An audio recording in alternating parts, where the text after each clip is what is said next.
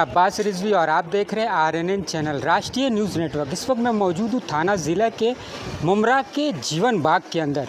जैसा कि आपको मालूम है मानसून सर पे है और जिस तरीके से मुमरा के अंदर जो गटर नाले हैं, जो हालात हैं, मैं दिखाने की कोशिश करूँगा। कैमरामैन से बोलूँगा आइए मेरे साथ, देखिए किस तरीके से यहाँ पे गटर का हाल है, कितना गंदगी है। लेकिन सबसे बड़ा सवाल ये है, कहीं ना कहीं महानगर पालिका के ऊपर सवालिया निशान लग रहा है कि वो आखिर हैं कहाँ। उनके अधिकारियों को क्या ये सब चीज़ें दिखती नहीं हैं? उनसे मेरा सवाल यही है कि वो आकर देखें किस तरीके से गंदगी है, पूरा नाला चौकअप है और सर पे बारिश है, कभी ना कभी बारिश हो सकती है। आप और मेरे साथ आइए, मैं दिखाने की कोशिश करूँगा। हालांकि देखा जाए यहाँ के नेता, यहाँ के पॉलिटिकल नेता बड़े बड़े वादे करते हैं, बड़े बड़े चीज़ ये कर दिया, वो कर दिया, वोट लेने के टाइम पे आते हैं, ये करूँगा वो करूँगा। लेकिन कहीं ना कहीं मैं अपनी तरफ से नहीं बोल रहा हूँ, कैमरामैन से बोलूँगा कि पूरी सच्चाई ये दिखाएं कि क्या हाल है जीवन बाग का। देखिए नाले का क्या हाल है। और बड़ी अफसोस से ये बोलना पड़ेगा कि किसी ज़माने में यहाँ पे बाथरूम रहा करता था, ये बाथरूम था, टॉयलेट था। लेकिन आप देख सकते हैं कचरा फेंक फेंक कर किस तरीके से इस लेवल को इतना ऊपर कर दिया गया है। बाथरूम जो ऊपर चला गया कि लग ही नहीं रहा कि बाथरूम है। यही मैं कहने की कोशिश करूँगा कि यहाँ के जो पॉलिटिकल नेता हैं खोखले वादे करते हो, बस आरोप प्रत्यारोप लगाते रहते हैं, लेकिन काम पे कहीं ना कहीं उनका ध्यान नहीं है। आप खुद देख सकते हैं, ये सबसे बड़ा देखा जाए महानगर पालिका एशिया में सबसे बड़ी मानी जाती है। लेकिन ये देख सकते हैं सब खोखले, सब कैमरे के माध्यम से देख सकते हैं। मैं कैमरामैन से बोलूँगा ज़रा सा उधर भी मारिए और दिखाइए कि किस तरीके से कचरे के अंबार ढेर लगे हुए हैं। बाथरूम की तरफ भी जूम कीजिएगा, ज़रा दिखाइएगा। अब तो मुझे नहीं लगता कि ये बाथरूम यूज़ में होगा।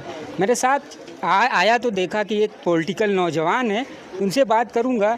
सर एक्सक्यूज़ मी, जैसा कि मैंने अपने कैमरे के माध्यम से दिखाया किस तरीके से जीवन बाग के अंदर गंदगी है, पहले तो आप अपना नाम बताइए और किसी एनजीओ या पार्टी वगैरह से बिलोंग तो नहीं करते हैं आप? नहीं, मैं तो यहाँ से इलेक्शन भी लड़ा था। मेरा नाम आदिल खान है। आदिल भाई, आप यहाँ से इलेक्शन से लड़े थे, आपने देखा होगा, आपने भी बहुत सारे वादे किए होंगे इलेक्शन के पहले कि ये करूँगा, लेकिन आप आए नहीं।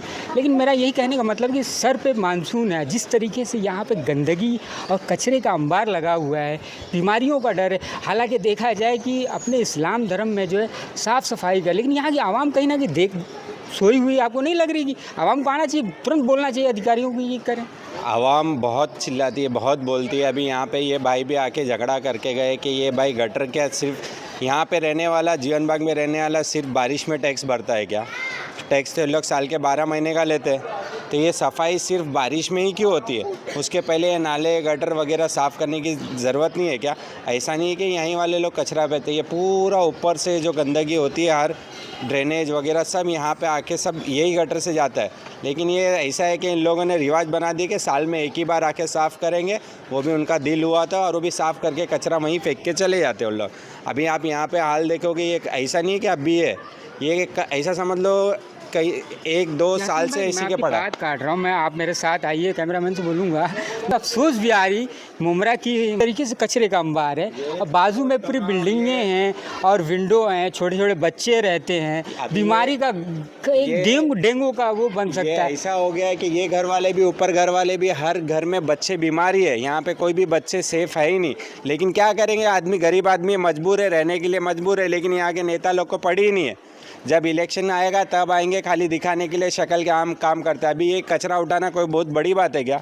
क्यों नहीं उठा पा रहे वो? क्योंकि उनको कुछ लेना देना ही नहीं। आदिल भाई बताइए कि क्या बाथरूम कभी चालू था? ये तो ऐसा है कि 10 साल पहले वो बाथरूम चालू था, लेकिन अभी उस पर ध्यान नहीं देते। उसके जाने आने की एंट्री पे इतना कचरा पड़ा रहता था, वहाँ तक कोई जा नहीं पाता। जाहिर सी बात है, नेताओं को जब यहाँ नज़र नहीं जा रही है, अधिकारियों को यहाँ नज़र नहीं आ रहा, तो वहाँ कैसे उनकी नज़र? अरे ये तो अभी शुरुआत है। आप यहाँ से थोड़ा वहाँ जाओगे तो वहाँ पे आपको ये पता ही नहीं चलेगा कि नाले की डीप क्या है और उसका लेवल क्या है ज़मीन का। अब यहाँ पे देखो कितनी डीप है और वहाँ पे देखो कितना कचरा भरा हुआ। अभी जब बारिश आएंगी तो बोलने के लिए कि हम साफ़ कराते हैं, लेकिन ऐसा होता है कि काम बारिश ही करके जाती है, बारिश में पूरा कचरा बह के चला जाता है। यहाँ पे रोडों पे वगैरह ये सब कचरा यहाँ पे आ जाएगा, लेकिन उनके कोई फ़र्क ही नहीं पड़ता है कि थोड़ा भाई हम लोग भी ध्यान दें, कम से कम कुछ नहीं काम कर पा रहे तो यहाँ का कचरा तो उठा ले वे। जैसा कि देखा, आदिल भाई ने बहुत अच्छी बात बोली कि जो है किसी का ध्यान नहीं रहता है। मेरा यही कहने का मतलब, मैं किसी पे आरोप नहीं लगा रहा हूँ, लेकिन जो जिम्मेदारी है अफसरान की, अधिकारी की, वो बखूबी निभाना चाहिए। अब महानगर पालिका के जो मेन ऑफिसर हैं, अगर ये वीडियो देखते हैं तो ज़रा सा जो नीचे लेवल के अधिकारी हैं, क्या कर रहे हैं क्या नहीं कर रहे हैं, ग्राउंड लोग क्या हुआ है मालूम है क्या, ये टीएमसी वाले भी कचरे को लेके हाथ उठा देते हैं। ये बोलते हैं कि हमने प्राइवेट को दे दिया, और क्रिस्टल वाले को बोलो तो किसी की सुनते नहीं है। जब तक उनको कोई नगर सेवक के आदमी का या उनके चेले चपाटों का फ़ोन नहीं जाएगा, वो काम नहीं करता। अब आप क्रिस्टल को आप सामने फ़ोन करो और देखो, ये उनको बोलो कि इधर कचरा पड़ा है, वो आके पूछेंगे भी नहीं, आपका फ़ोन काट देंगे। लेकिन अगर कोई नेता वगैरह अगर बोलेगा तो आके साफ़ सफाई करके जाएंगे, लेकिन नेता लोग को कुछ भी पड़ी नहीं है। ऐसा हो गया है सब। जैसा कि देखा कि इन्होंने बोला, मेरा यही कहना, मैं किसी पे आरोप नहीं लगा रहा हूँ, ना आरोप लगाने के लिए मैं निकला हूँ। आज ये हकीकत दिखाने के लिए निकला हूँ, और हकीकत अब्बास रिजवी आरएनएन चैनल अब इसी तरीके से दिखाता रहेगा। आप फ़ोन करके मुझे बुलाइए, मैं आपकी परेशानियों को दिखाऊंगा।